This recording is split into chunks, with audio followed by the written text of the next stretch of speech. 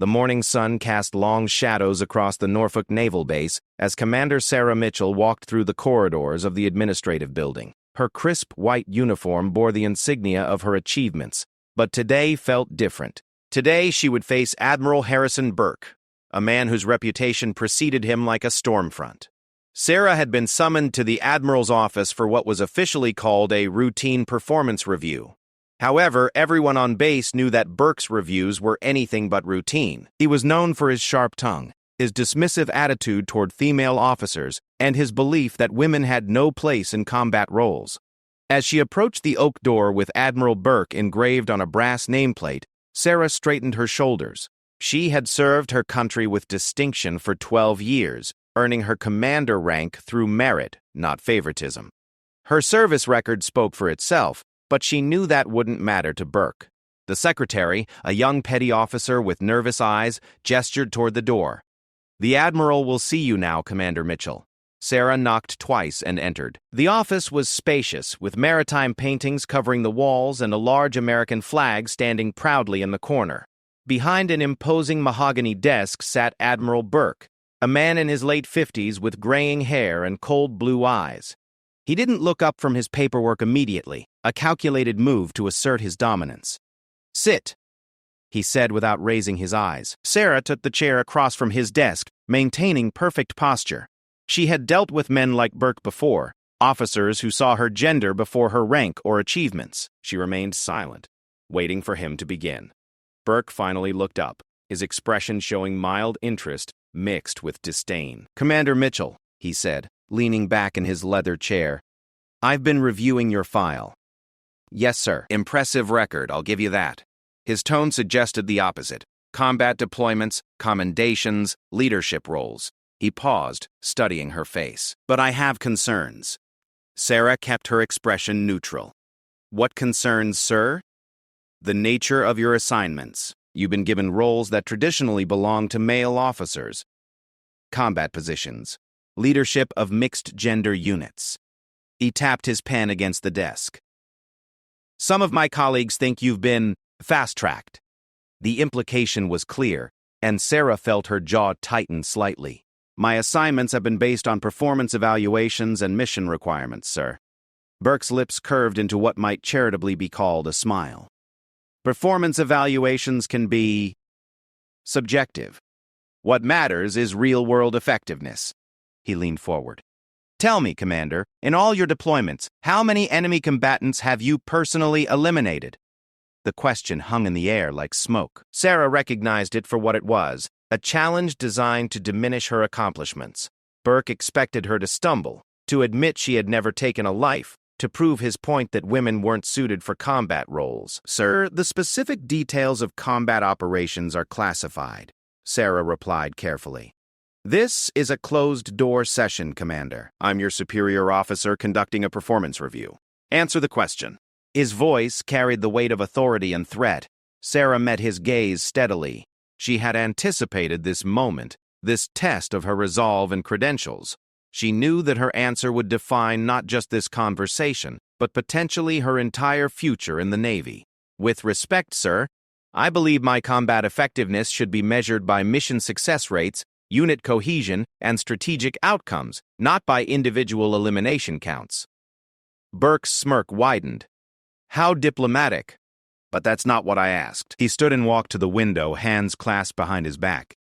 "You see, Mitchell, leadership in combat requires a certain understanding, a knowledge of what it means to take a life, to make split-second decisions that determine who lives and who dies."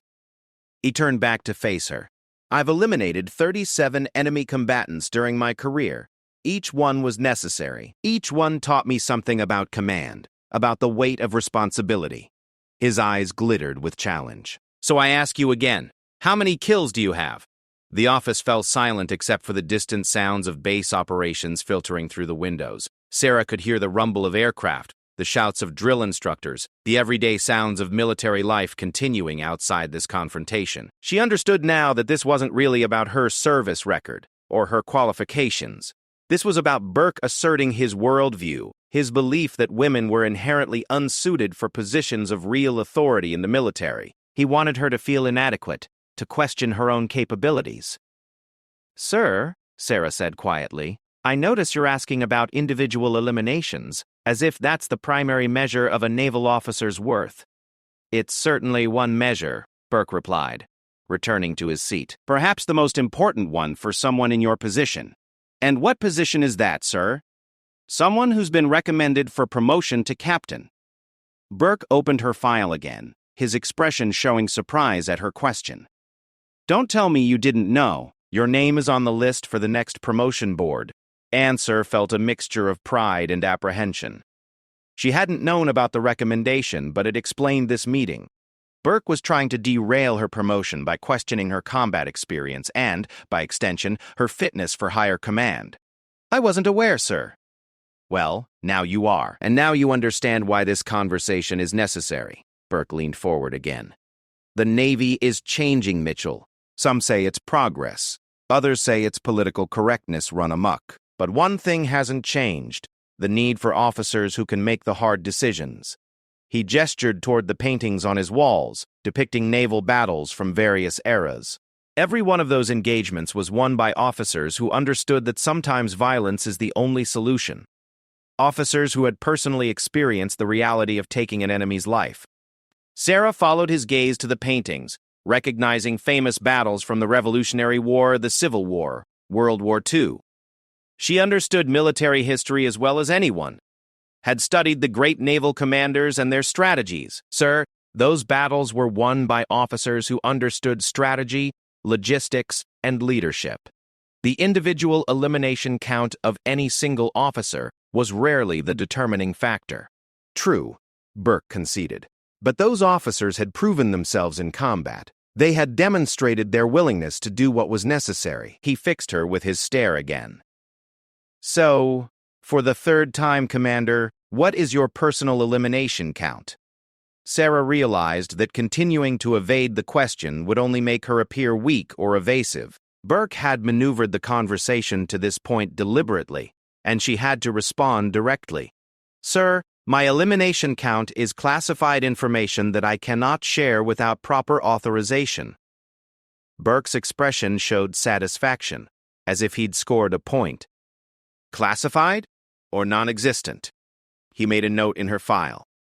"Because if you had significant combat eliminations, they would be reflected in your commendations and service records. And while your record shows exceptional performance, it's notably light on direct combat achievements." The implication stung because it contained a grain of truth. Sarah's deployments had often involved support operations, logistics coordination, and strategic planning rather than direct combat, not because she was incapable, but because those were the roles where her skills were most needed. "Sir, my assignments have been determined by mission requirements and my expertise in naval operations and personnel management." "Expertise that doesn't include eliminating enemy combatants," Burke said with finality. "Which brings us to the heart of the matter." He stood again, this time moving to a display case containing various medals and commendations from his own career. "The Navy is considering promoting you to captain, which would put you in command of significant naval assets and personnel. Ships, submarines, aircraft, weapons of war." He picked up one of his medals, examining it in the light. "How can I, in good conscience, recommend someone for such a position if they've never proven themselves in actual combat?" Sarah felt the weight of the moment. This was the crux of Burke's argument, the foundation of his objection to her promotion. In his view, leadership required proven lethality, and without a confirmed elimination count, she was unqualified for higher command. "Sir, with respect, the modern Navy requires diverse skill sets. Strategic thinking, technological expertise, personnel management, and diplomatic capabilities are all crucial for effective command." "All important," Burke agreed, returning to his desk.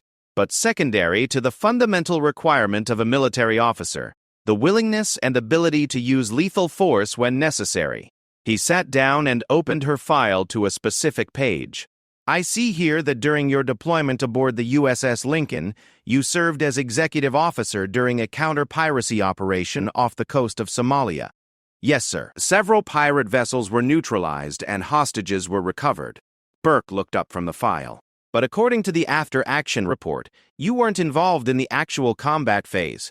I was coordinating the operation from the command center, sir, ensuring proper communication between units and monitoring strategic objectives, while other officers engaged the enemy directly. Burke made another note. It's a pattern I see throughout your record, Mitchell. Always in support roles, never at the point of contact. Sarah felt her frustration building but kept her voice level. Sir, effective naval operations require coordination between multiple units. Command and control functions are critical to mission success. No one disputes that. But they don't demonstrate combat leadership. Burke closed the file with a snap. A captain must be able to make life-and-death decisions under fire. How can you do that if you've never been tested in actual combat? The question hung between them like a challenge. Sarah understood that her response would determine the direction of her career. Burke had crafted this moment carefully, building to this confrontation where her lack of direct combat eliminations could be used to question her fitness for promotion. She thought of the countless hours she had spent studying military history, tactics, and strategy.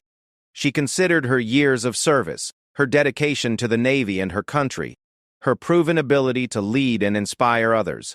All of it was being reduced to a single metric: how many people she had killed. Sir, she began carefully, I believe effective leadership is demonstrated through successful mission outcomes, not individual elimination counts. My record shows consistent success in achieving strategic objectives while minimizing casualties on both sides. Burke's smirk returned. How noble. But war isn't noble, Commander. It's brutal, messy, and final. Officers who haven't experienced that reality firsthand are operating from a position of theoretical knowledge rather than practical understanding. He stood once more, this time walking around his desk to stand closer to her chair. Let me tell you about my first kill, Mitchell. Bosnia, 1995. I was a lieutenant commander aboard a destroyer, providing support for ground operations. We encountered hostile forces attempting to establish a rocket position. Burke's voice took on a distant quality as he recalled the memory. I had to make a split-second decision. Engage or allow them to complete their setup and potentially kill American soldiers. I ordered direct fire on their position. He paused, his eyes fixed on something Sarah couldn't see. 17 men died in that engagement. 17 fathers, brothers, sons. I watched the explosions through binoculars, saw the secondary fires, knew that my order had ended their lives. Burke returned his attention to Sarah. That experience changed me, Commander. It taught me the true weight of command, the responsibility that comes with the power to take life. Every decision I've made since has been informed by that understanding. And Sarah listened to his account, recognizing both the gravity of his experience and the trap he was setting. He wanted her to admit that she lacked similar experience, that she had never faced such a moment of ultimate responsibility. Sir, I understand the weight of command and the responsibility that comes with it. My training and experience have prepared me for those situations should they arise. Training, Burke repeated dismissively. Simulations and exercises. But you've never actually given an order that you knew would result in someone's death. You've never watched the light go out in an enemy's eyes knowing you caused it. His words were designed to make her feel inadequate, to highlight what he saw as a fundamental gap in her experience. Sarah realized that no amount of logical argument would satisfy him. He had decided that combat eliminations were the ultimate test of military leadership, and her lack of them disqualified her in his view. Sir, if you're questioning my ability to make difficult decisions under pressure, I'd like to reference the incident during my second deployment aboard the USS. I'm not questioning your decision-making ability in general, Commander, Burke interrupted. I'm questioning your qualification for promotion to captain based on your lack of combat experience. He returned to his chair and picked up his pen, which brings us back to my original question. For the fourth time, what is your personal elimination count? The repetition of the question felt like an interrogation technique, designed to break down her resistance and force an admission of inadequacy. Sarah understood that she had reached a decision point. She could continue to deflect, which would likely result in Burke using her evasiveness against her, or she could answer directly and face whatever consequences followed. She took a deep breath and met his gaze steadily. Sir, my elimination count is 0 confirmed kills in direct combat engagement. Burke's expression showed satisfaction, as if he had finally extracted the confession he wanted. He made a lengthy note in her file, taking his time with each word. Thank you for your honesty, Commander. It confirms what I suspected. He looked up at her with what might have been sympathy if it weren't so clearly calculated. You understand, of course, that this creates serious questions about your readiness for promotion. Sarah felt a mix of relief and apprehension. The admission was out, and she could no longer hide behind bureaucratic language or classified information protocols.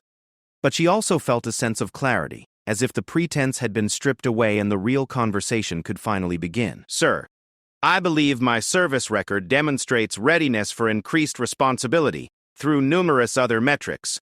Perhaps, Burke acknowledged.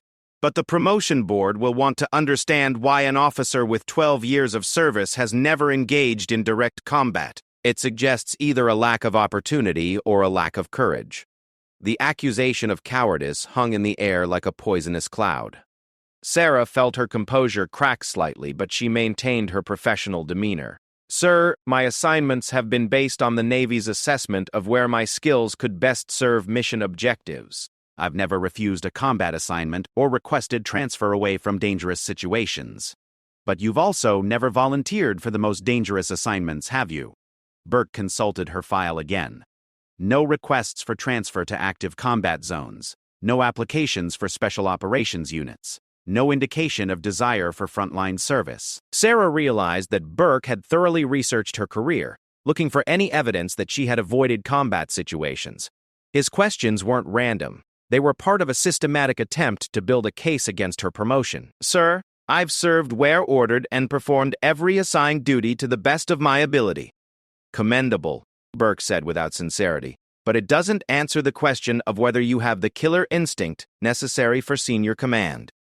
The phrase, killer instinct, revealed the core of Burke's philosophy. He believed that effective military leadership required not just the willingness to order others into harm's way, but personal experience with taking life. In his view, officers who hadn't killed were incomplete, lacking a crucial understanding of their profession. Sarah understood that she was fighting against decades of military tradition and cultural bias. Burke represented an old-school view that saw combat experience, particularly killing, as the ultimate test of military worthiness. Her arguments about modern warfare, strategic thinking, and diverse skill sets were falling on deaf ears.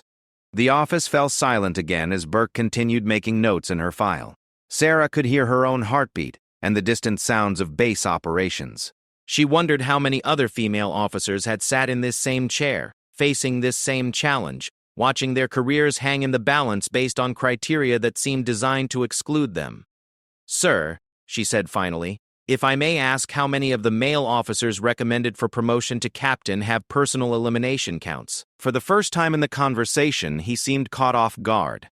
That's not relevant to this discussion, Commander. With respect, sir, if elimination counts are crucial for promotion to captain, then it seems relevant to understand the standard being applied to all candidates. Burke set down his pen and studied her face. Are you suggesting that I'm applying a different standard to you because you're a woman? And the question was loaded with potential consequences. Accusations of gender discrimination were serious matters in the modern military, but they were also career killers for officers who made them without ironclad proof. Sir, I'm asking whether the same criteria are being applied to all promotion candidates. Burke's smile was thin and cold. Commander Mitchell, I evaluate all officers based on their readiness for increased responsibility.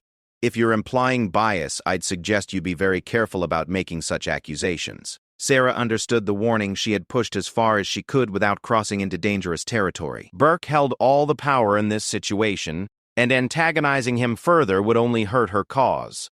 I'm not making accusations, sir.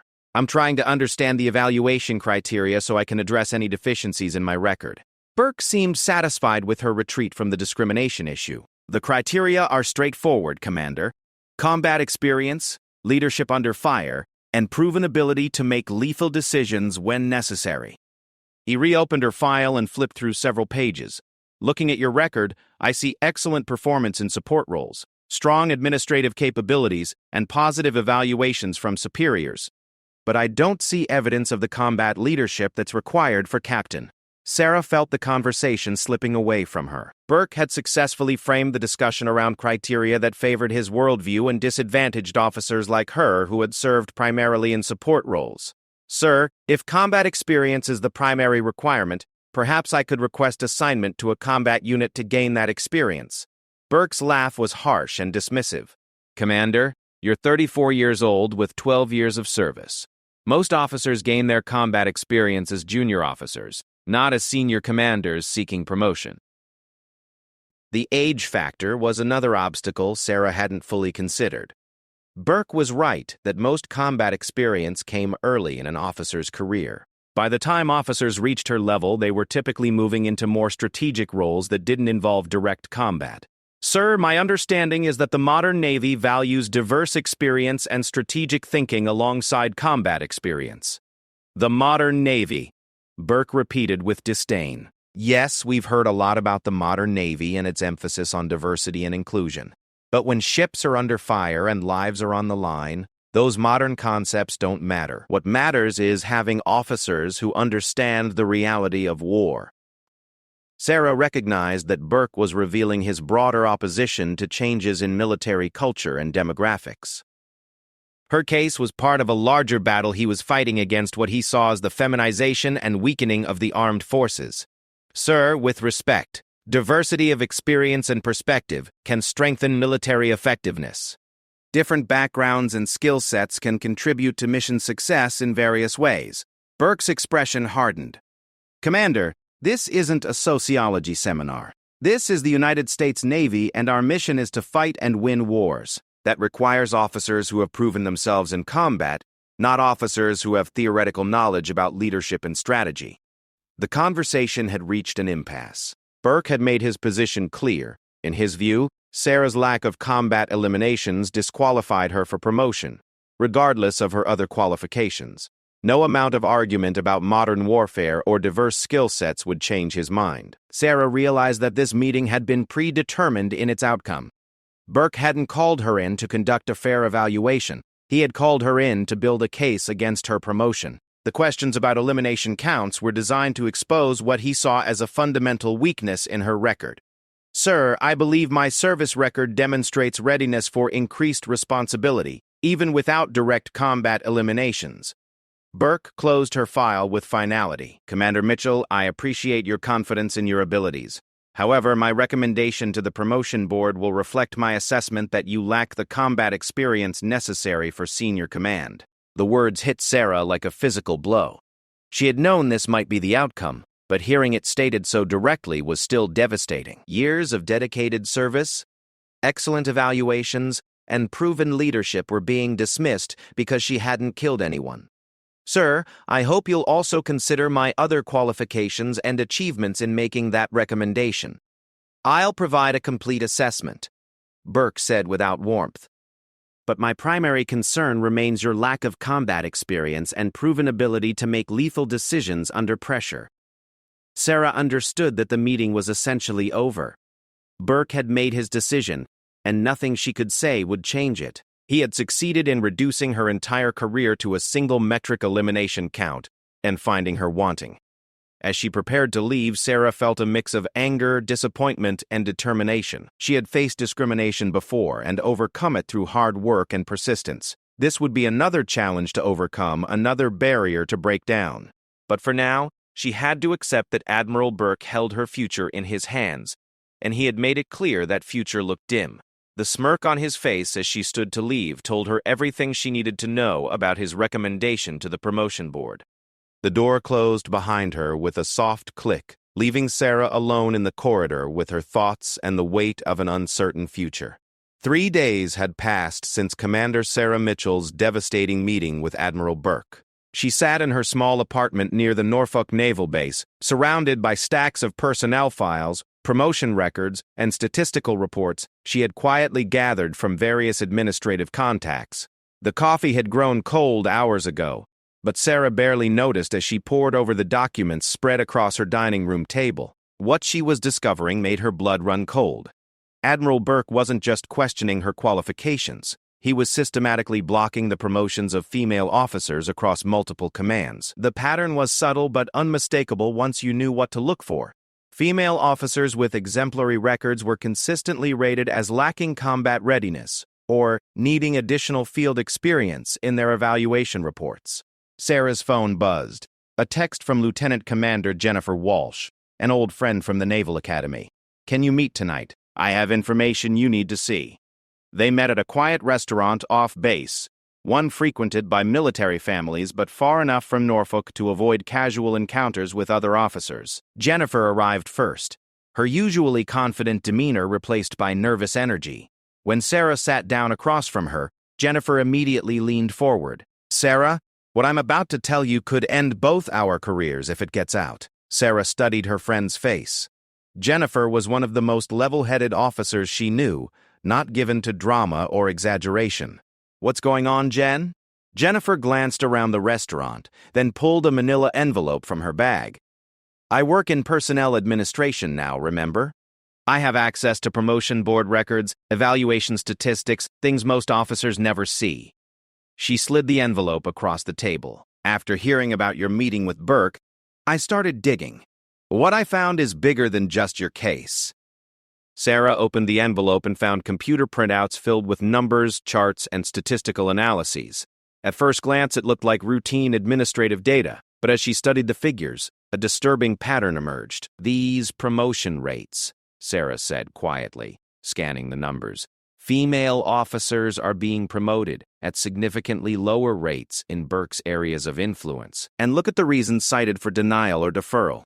Jennifer pointed to a column of coded explanations. Lack of combat experience, insufficient field leadership, need for additional operational deployment. The same phrases appear over and over. Sarah felt a chill as she recognized some of the language Burke had used with her. How many cases are we talking about? Over the past 3 years, Burke has influenced or directly controlled promotion decisions for 47 female officers eligible for advancement to commander or captain. 31 were denied or deferred. The numbers were staggering. A 66% denial rate for female officers under Burke's evaluation was far beyond statistical probability. Sarah realized she wasn't dealing with individual bias. This was systematic discrimination on a massive scale. "Jen, this is explosive. If these numbers are accurate, they're accurate. I've triple-checked everything." Jennifer's voice was tense. "But there's more. Burke isn't working alone." She pointed to another section of the data. Captain Morrison in San Diego, Admiral Peterson in Jacksonville, Commander Bradley in Portsmouth. They're all using similar language, similar denial rates for female officers. Sarah stared at the documents, her mind racing. What Jennifer was describing wasn't just individual prejudice. It was an organized effort to limit female advancement in the Navy. How is this possible? Don't we have oversight mechanisms, equal opportunity policies? Jennifer laughed bitterly. On paper, yes, but promotion boards are subjective. Officers like Burke can frame their objections in terms of combat readiness, operational experience, leadership qualities. It's hard to prove discrimination when the language sounds professional and military appropriate. Sarah continued studying the data, noting patterns in timing, geographic distribution, and affected career fields. The discrimination was sophisticated, carefully designed to appear legitimate while systematically excluding female officers from senior positions. What about male officers? Are they being held to the same standards? Jennifer flipped to another page. That's the smoking gun. Male officers with similar records, similar lack of direct combat experience, are being promoted at normal rates. The combat experience requirement is only being applied consistently to women. The evidence was overwhelming. Sarah felt a mixture of vindication and rage as she realized the scope of what they had uncovered. Her confrontation with Burke wasn't an isolated incident. It was part of a deliberate campaign. "Jen, why are you showing me this? You could get in serious trouble for accessing these records." Jennifer met her eyes steadily. "Because someone needs to do something about it. These are good officers, Sarah. Women who've dedicated their lives to serving this country, and they're being systematically shut out of leadership positions." Sarah closed the envelope, her mind already working on implications and possible actions. "What do you think should happen with this information?" "I don't know. That's why I brought it to you. You're the one Burke targeted most recently. You have standing to file a complaint." Sarah considered the suggestion. Filing a formal discrimination complaint would trigger an investigation, potentially exposing the entire network Jennifer had identified. But it would also end her own career regardless of the outcome. Officers who filed discrimination complaints rarely survived professionally, even when they were proven right. There has to be another way, Sarah said. Something that addresses the problem without destroying everyone involved. Sarah, these guys aren't going to stop on their own. They believe they're protecting the Navy from what they see as declining standards. In their minds, they're patriots. As they talked, Sarah noticed another couple at a nearby table. The man was in Navy dress uniform, ribbons indicating deployment experience and combat service.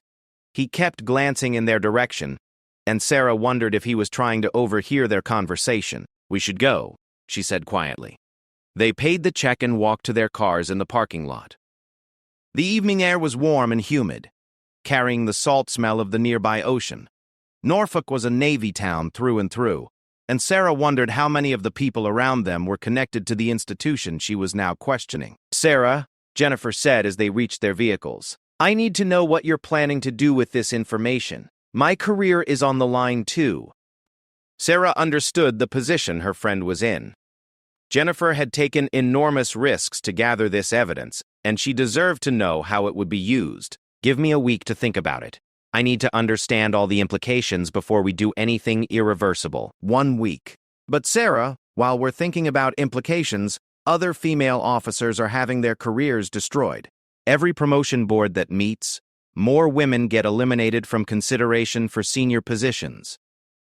The drive back to her apartment gave Sarah time to process what she had learned. The Navy she had served faithfully for 12 years was systematically discriminating against officers like her. The institution she had devoted her life to was betraying the principles it claimed to represent. But she also understood the complexity of the situation. Filing a discrimination complaint would trigger a media firestorm, congressional hearings, and massive internal upheaval. It would damage the Navy's reputation and provide ammunition to critics who claimed the military was plagued by institutional sexism. On the other hand, staying silent meant allowing the discrimination to continue. More female officers would see their careers derailed, their contributions dismissed, their potential wasted. Back in her apartment, Sarah spread Jennifer's documents across her table again, this time studying them with a strategic eye. If she was going to act on this information, she needed to build an airtight case that couldn't be dismissed or covered up. She started by creating a database of the affected officers, cross-referencing their records with promotion outcomes. The pattern became even clearer when she organized the data systematically.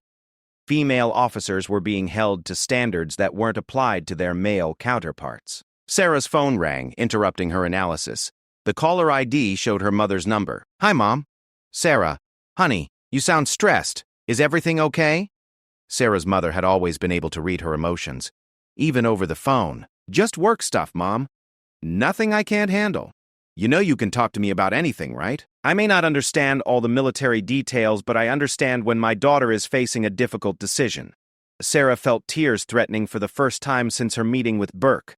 Her mother's support meant everything, but she couldn't burden her with the full scope of what she was facing. "I'm dealing with some workplace issues. Discrimination stuff. It's complicated." Her mother's voice hardened. "Sarah Elizabeth Mitchell, you have never backed down from a fight when you knew you were right. Don't start now."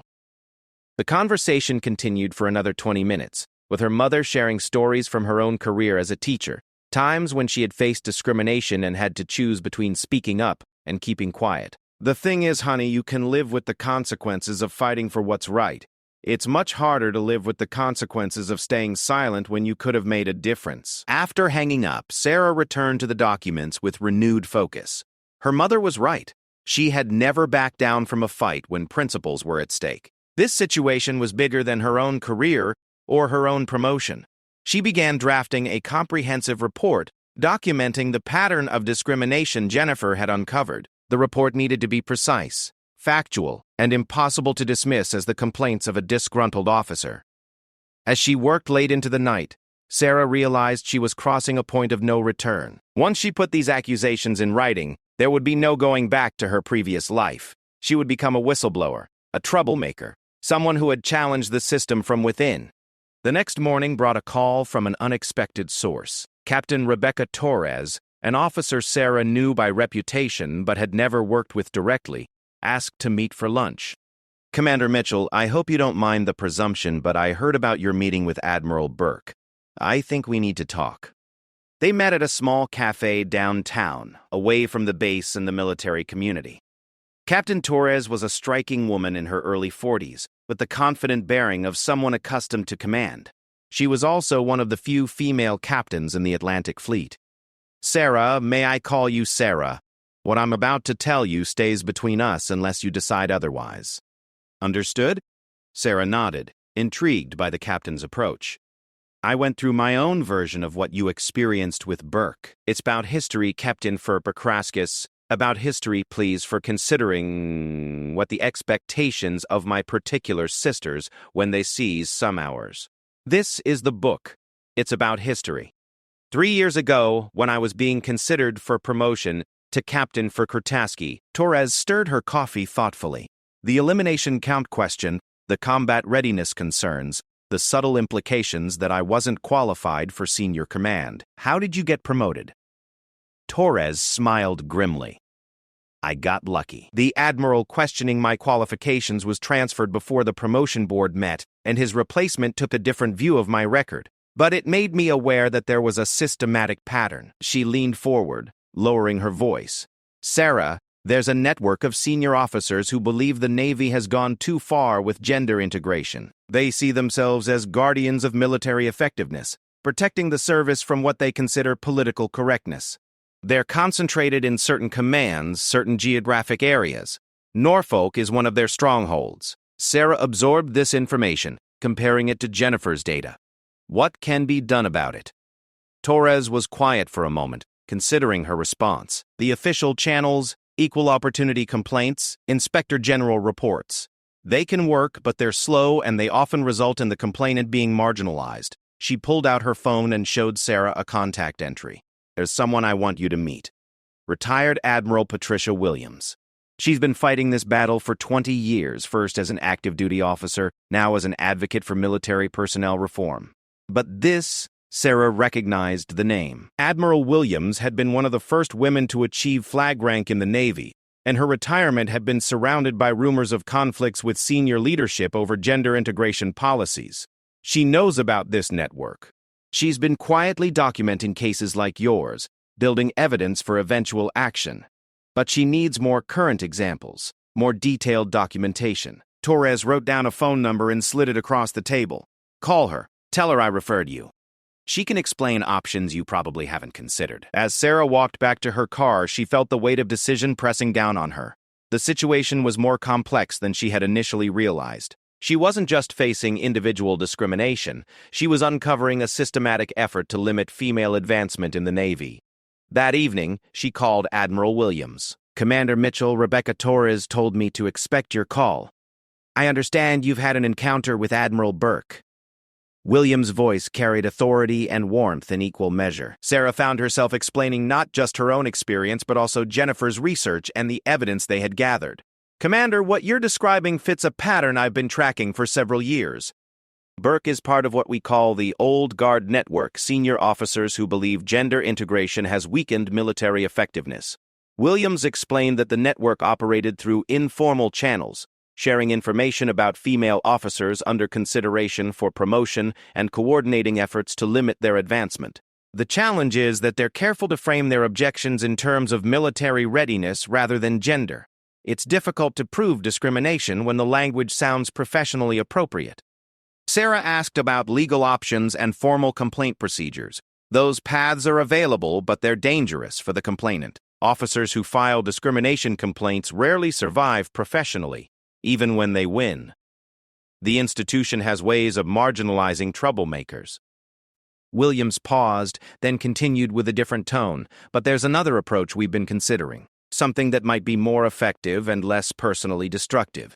She explained that a group of retired senior officers had been developing a comprehensive report on gender discrimination in military promotion systems. The report would be released publicly, generating media attention and congressional pressure for reform.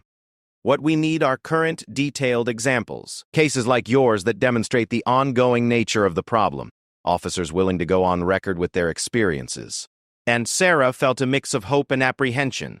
Going public would certainly end her Navy career, but it might also create change that would benefit future female officers. Admiral, I need to understand all the implications before I make a decision.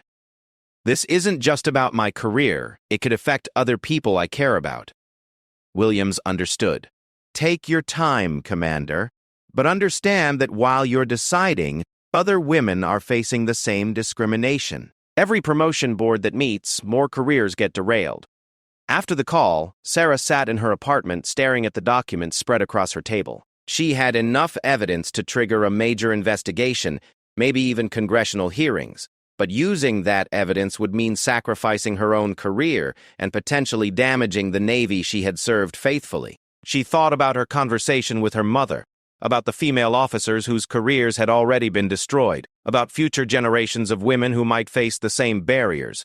The decision was becoming clearer, even though the consequences remained frightening. Sarah opened her laptop and began typing a detailed statement, documenting her experience with Admiral Burke and connecting it to the broader pattern of discrimination Jennifer had uncovered. She was crossing the point of no return, but she was doing it with purpose and determination. The next morning would bring new challenges and difficult conversations, but for the first time since her meeting with Burke, Sarah felt like she was taking positive action rather than simply reacting to events. She had found her path forward, even though she couldn't yet see where it would lead. The Pentagon conference room was imposing in its sterile formality. Floor-to-ceiling windows overlooked the Virginia countryside, while portraits of former secretaries of defense gazed down from mahogany-paneled walls. Commander Sarah Mitchell sat at a long table facing a panel of 5 admirals, including Admiral Burke, whose confident smirk had barely wavered since the proceedings began. 3 weeks had passed since Sarah made her decision to go public with the discrimination evidence. Admiral Williams had moved quickly, organizing a formal hearing before the allegations could be buried in bureaucratic processes. The media attention had been intense but carefully managed, with the focus remaining on systemic issues rather than individual accusations. Now, in this sterile Pentagon conference room, Sarah faced the most important moment of her career. The panel included Admiral Margaret Hayes as the presiding officer, Admiral James Sullivan from the Chief of Naval Operations Staff, Admiral Robert Chen from Navy Personnel Command, Admiral Burke representing the Norfolk Command, and Admiral Patricia Williams, who had come out of retirement to serve on the panel. Admiral Hayes called the hearing to order with crisp efficiency. This hearing is convened to examine allegations of systematic gender discrimination in Navy promotion processes. Commander Mitchell, you have requested the opportunity to present evidence and testimony. You may proceed. Sarah stood, her hands steady despite the magnitude of the moment. She had spent weeks preparing for this confrontation, knowing it would determine not just her own future, but potentially the future of female advancement in the Navy. Thank you, Admiral Hayes. I appear before this panel not as a disgruntled officer seeking personal vindication, but as a representative of numerous female officers who have faced systematic discrimination in promotion processes. She activated a presentation screen and displayed the first slide, showing promotion statistics by gender across different commands. The numbers spoke for themselves. Female officers were being promoted at significantly lower rates in certain areas of command. The data shows clear patterns of discrimination, but what the numbers cannot convey is the personal impact of this systematic bias. Sarah clicked to the next slide, showing individual case studies. These are the stories of decorated officers whose careers have been derailed by subjective evaluations that hold women to different standards than their male counterparts. Admiral Burke shifted in his chair, his expression showing irritation rather than concern. Sarah noticed his reaction and continued with growing confidence. I want to focus on a specific example that illustrates the broader pattern. My own experience with Admiral Burke, which led me to investigate these systematic issues. The room fell silent as Sarah recounted her meeting with Burke 3 weeks earlier. She described his repeated questions about her elimination count, his dismissive attitude toward her qualifications, and his explicit statement that her lack of combat kills disqualified her for promotion. Admiral Burke, she said, turning to face him directly, you asked me 4 times about my personal elimination count. You stated that officers without confirmed kills lacked the necessary understanding for senior command. You suggested that my record, despite 12 years of exemplary service, was insufficient for promotion to captain. Burke's smirk faltered slightly, but he maintained his composure. Commander Mitchell, I evaluate all officers based on their readiness for increased responsibility. Combat experience is one important factor in that evaluation. Admiral, I've reviewed promotion records for male officers under your command over the past 3 years. Of the 23 male officers promoted to captain during that period, 7 had 0 confirmed eliminations in direct combat engagement. Their records show similar service patterns to mine: support roles, administrative excellence, strategic planning expertise. She displayed a detailed comparison chart showing parallel service records between male officers who had been promoted and female officers who had been denied. The similarities were striking, making Burke's different treatment of her case undeniable. Admiral Hayes studied the chart with obvious interest. Commander Mitchell, how did you obtain access to these detailed personnel records? Sarah had anticipated this question and had prepared her answer carefully. Admiral, this information was compiled from publicly available promotion announcements, official service records accessible through proper channels, and voluntary cooperation from officers willing to share their experiences. She deliberately avoided mentioning Jennifer Walsh's involvement, protecting her friend from potential retaliation. The information she was presenting was accurate, but she had been careful to obtain it through legitimate means. Admiral Burke leaned forward, his diplomatic mask slipping. Commander, you're cherry-picking data to support a predetermined conclusion. The officers you're comparing to yourself may have other qualifications that justified their promotions. Such as? Sarah asked, directly. Burke hesitated, clearly uncomfortable with being questioned so directly by a subordinate officer. Combat leadership experience, field command time, specialized training, numerous factors that don't appear in simple statistical comparisons. Sarah clicked to her next slide, which broke down the specific qualifications Burke had mentioned. Admiral, I've analyzed those factors as well. Female officers denied promotion actually score higher on average in specialized training, advanced education, and administrative excellence.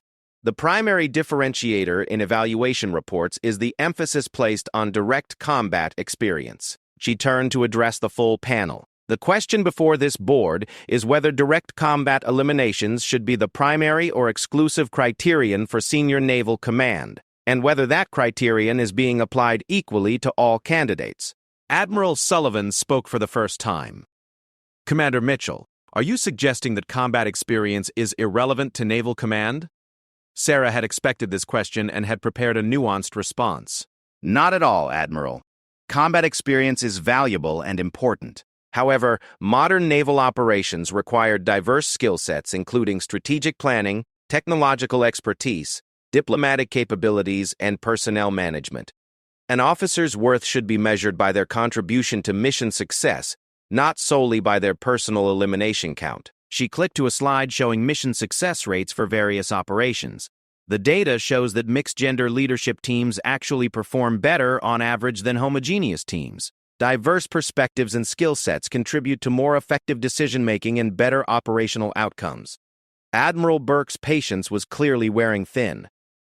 Commander, you're turning this hearing into a sociology seminar. The Navy's mission is to fight and win wars, not to conduct social experiments. Sarah seized on his response. Admiral Burke, that statement perfectly illustrates the bias I'm describing.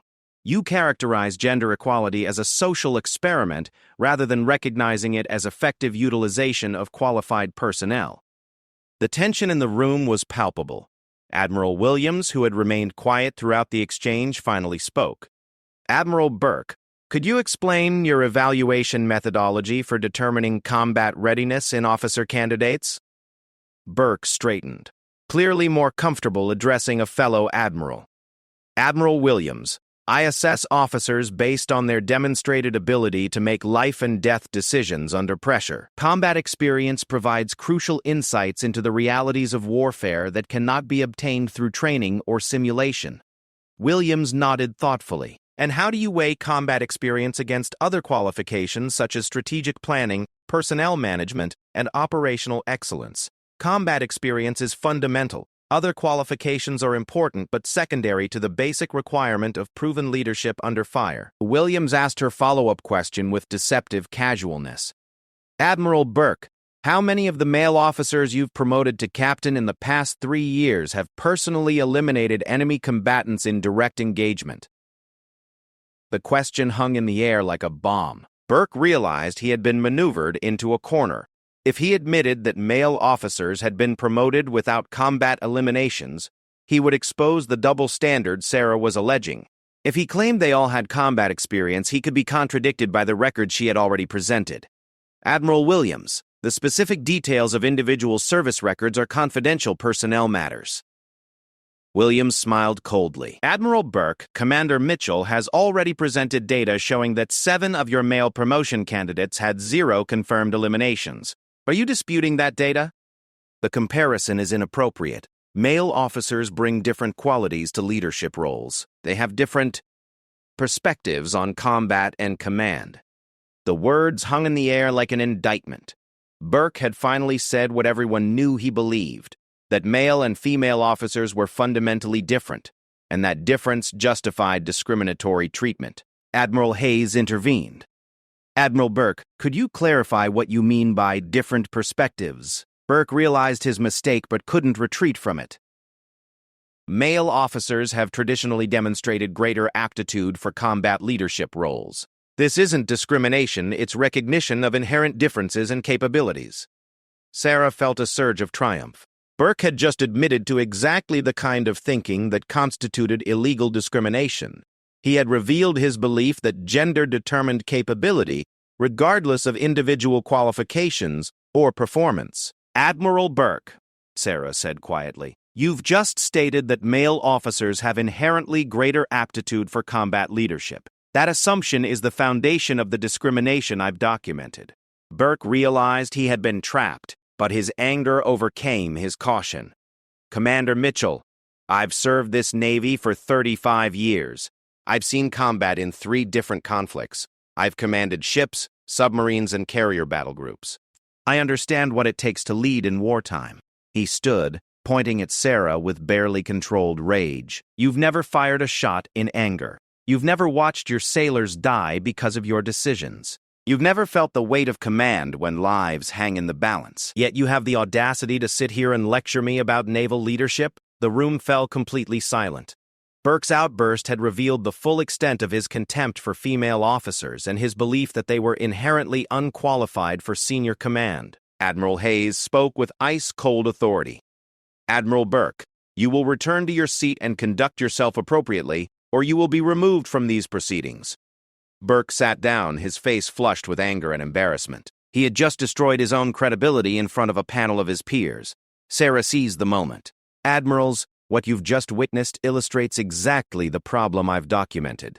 Admiral Burke's evaluation of my qualifications wasn't based on my record, my capabilities, or my potential contributions to the Navy. It was based on his assumption that female officers are inherently less capable than male officers.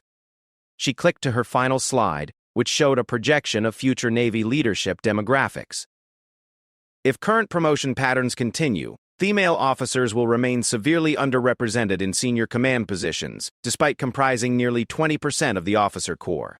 This represents a massive waste of talent and capability. Admiral Sullivan asked, Commander Mitchell, what do you recommend as remedial action? Sarah had prepared for this question extensively.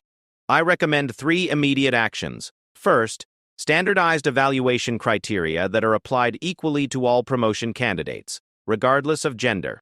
Second, bias training for senior officers involved in promotion decisions.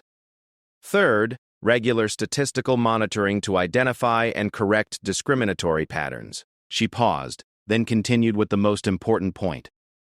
But beyond procedural changes, we need cultural change. We need senior leaders who recognize that diversity of background and experience strengthens rather than weakens our military effectiveness.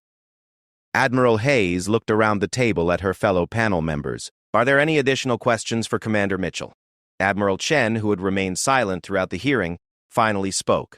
Commander, you understand that bringing these allegations forward will likely end your Navy career, regardless of the outcome of this hearing. Yes, Admiral, I understand that. But I also understand that staying silent would mean allowing systematic discrimination to continue. The Navy I've served for 12 years is better than that. and it deserves better from its leaders. Admiral Hayes nodded with what might have been approval. This hearing will recess while the panel deliberates. Commander Mitchell, you and Admiral Burke will be notified of our findings within 48 hours. As the panel filed out, Sarah felt a mixture of exhaustion and relief. She had said what needed to be said, presented the evidence that needed to be heard, and forced a confrontation that had been brewing for years. Admiral Burke approached her as she gathered her materials. His earlier rage had been replaced by a cold, calculating expression. Commander Mitchell, you may think you've won something here today, but you've made a serious mistake. The Navy doesn't forget officers who attack their superiors. Your career is over, and you've probably destroyed the careers of anyone who helped you. Sarah looked at him calmly. Admiral, my career may be over, but the principle I've defended will survive. Future female officers will benefit from what happened here today, even if I don't. Burke's smile was cruel. We'll see about that, Commander. Change comes slowly in the Navy, and there are more of us than there are of you. As he walked away, Sarah realized that the confrontation was far from over. She had won this battle, but the war for gender equality in the military would continue long after her own career ended. 2 days later, Admiral Hayes called with the panel's decision. The investigation would be expanded to include other commands and additional cases. Admiral Burke would be relieved of his position and reassigned to administrative duties pending further investigation. Sarah would receive a formal apology, and her promotion to captain would be reconsidered by an independent board. But more importantly, the Navy would implement systematic changes to promotion procedures, including standardized evaluation criteria and regular monitoring for discriminatory patterns. 6 months later, Sarah stood on the bridge of the USS Constitution as its new commanding officer, having been promoted to captain in a ceremony that received national media attention. Admiral Burke had quietly retired rather than face formal charges, and several other officers had been transferred or disciplined. The changes hadn't come easily, and Sarah knew they wouldn't be permanent without constant vigilance. But as she looked out at the horizon, she felt pride not just in her own achievement, but in the knowledge that future female officers would face fewer barriers to advancement. The Admiral had smirked and asked about her kills, expecting to expose what he saw as her fundamental inadequacy. Instead, he had exposed his own bias and triggered the beginning of real change in the Navy's promotion system. Sarah's real victory hadn't been in getting promoted.